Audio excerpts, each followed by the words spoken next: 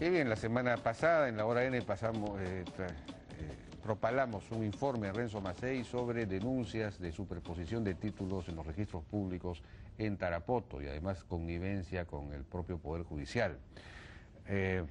Voy a mencionar brevemente, estamos con Álvaro Delgado, Superintendente Nacional Adjunto de la SUNARP, para conversar de esto.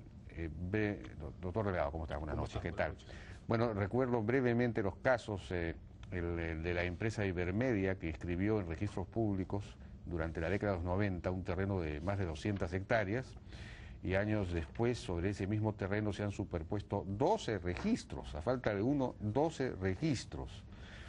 El caso también de dos propiedades de la empresaria María del Rosario Domecq, inscritos en los registros públicos el año 96, y sin embargo, unos años después, resulta que esos mismos terrenos tenían otro dueño, es decir, otro dueño, un sujeto había inscrito, un ciudadano Robinson García García, simplemente se presentó a los registros aduciendo que ese terreno era un adelanto de herencia familiar y logró inscribirlo sobre el otro. Y por supuesto lo vendió a una tercera persona, a Ruth Hildebrand, y cuando esto se denunció al Poder Judicial, el Poder Judicial se inhibió porque aparentemente la señora Hildebrand pues tiene unos hoteles en donde los jueces, los fiscales se alojan, en fin, se hospedan. Ya es una cosa increíble. Ese es el segundo caso.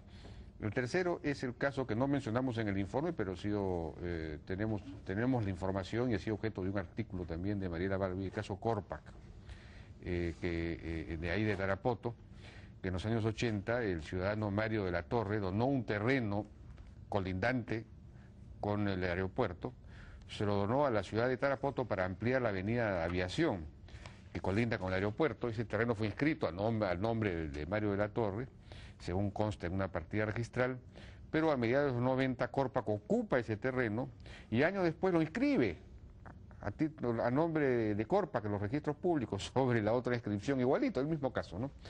Entonces, esto es muy grave porque, la esencia del Estado tiene que ver con la protección del derecho de propiedad de la gente. El Estado existe precisamente para que se respeten la propiedad de las personas y sin un derecho de propiedad, claro, no hay desarrollo posible. Entonces, no pueden estar ocurriendo estas cosas. ¿Qué explicación tiene usted? ¿Cómo está, señor Altao? Sí, tiene usted toda la razón. El Estado, sin un derecho de propiedad claro y protegido, no tiene un desarrollo económico ni una evolución adecuada. Y el registro de la propiedad surge y existe justamente para eso, para protegerlo de la manera más adecuada y eficaz posible.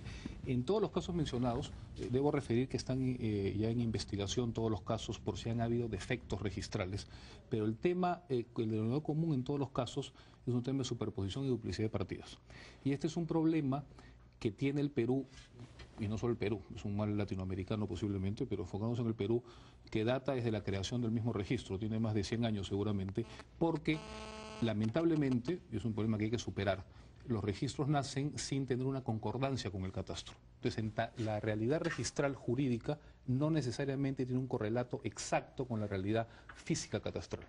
No es un problema de la SUNARP solamente, sino es un problema, diría yo, del Sistema Nacional de Catastro, porque la SUNARP, como entidad registral, no hace catastro. Quien hace catastro son los municipios, que tienen la atribución constitucional, los municipios distritales, que son más de 1.800 en el país, y COFOPRI, en las áreas, antiguamente el PET, ahora COFOPRI, que tiene PET y área rural y urbana juntas, en las áreas que le corresponden, ¿no?, en materia de formalización. Entonces, en todos los casos lo que ha ocurrido, por ejemplo, el caso que usted mencionó en segundo lugar, el de la familia Domecq con los señores García García, bueno, García y Nilva Calvo de García, en ese caso hay una primera inscripción que tiene un título sustentatorio, del año 92, me parece. En el año 92 no existían oficinas de catastro a nivel nacional. 96, sí. Tenemos la información nosotros, pero en fin. 96 es la transferencia, pero la primera de dominio es del año 92, entiendo yo. O sea, hay una primera de dominio en el 92 y en el 96 se vende a los esposos Naque y Rosario Domecq. Lo que ocurre en ese caso es que ellos inscriben, acreditan una inmatriculación, que es la primera inscripción de dominio en el registro, con los títulos correspondientes, pero no hay plano. Y es que no sé, los planos, no sé, para que usted tenga una idea de la situación.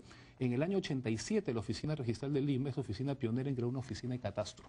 La oficina de catastro lo que hace es comparar las primeras de dominio con la realidad gráfica que tiene el registro, el reflejo gráfico de los derechos. Recién allí una oficina de catastro puede decirle al registrador hay superposición o no. Antes del 87, en Lima y en el resto del país, las inscripciones se hacían un poco a ciegas. Teníamos solamente el tema de descripción perimetral, que era describir el predio contra el perímetro, georreferenciar. Eso le iba a decir, a falta de plano había una descripción del perímetro con una serie de referencias que permitían saber si había superposición o no.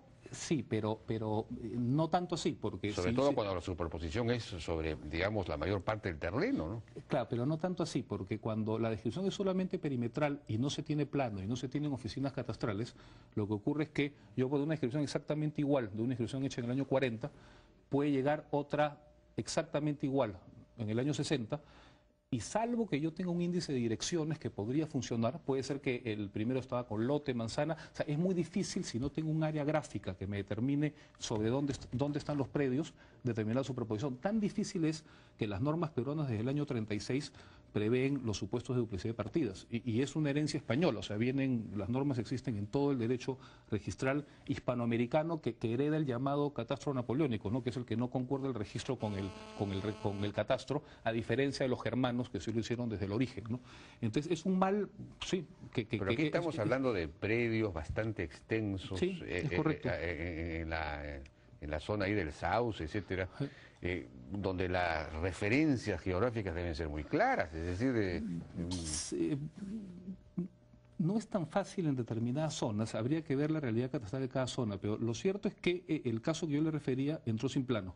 Cuando llega en el año 2006, si no me equivoco, una formalización del PET, que es una entidad formalizada que encuentra poseedores que están ya por más de 8 años, según refirió el PET en su momento, va a catastro, ya existía oficina de catastro, a partir del 2003 se implantan oficinas de catastro en todas las oficinas registrales a nivel nacional, y a partir del 2003 ya se exige el plano georreferenciado, con lo cual ya a futuro, digamos, de esa fecha ya se descartan prácticamente pues no solo es cuestión del perímetro, sino es cuestión de dónde está ubicado el perímetro, si está más para acá o más para acá, y la georreferenciación basada en la red geodésica que maneja el Instituto Geográfico Nacional nos descarta así prácticamente la superposición al 100%. Pero lo cierto es que cuando llega el 2006 no hubo forma en ese momento de los informes de catastro que se dan en la oficina de Tarapoto de determinar si había o no superposición. Repito, se han iniciado las investigaciones, pues lo que queremos saber es, primero, por qué no hubo plano en la primera inscripción. Es muy posible, y eso lo tenemos que determinar en la investigación, que la zona no haya sido catastrada, porque existe una exigencia, un decreto supremo del año 89, que pide en zonas urbanas plano catastral y código catastral municipal, salvo que la zona no sea catastrada. Entonces habría que determinar, me imagino que esta zona no fue catastrada, es lo que estamos viendo, no hay plano. En segundo lugar, queremos saber también si el informe de catastro fue bien determinado en su momento, pero me imagino que por la falta de plano no ubicaron la superposición.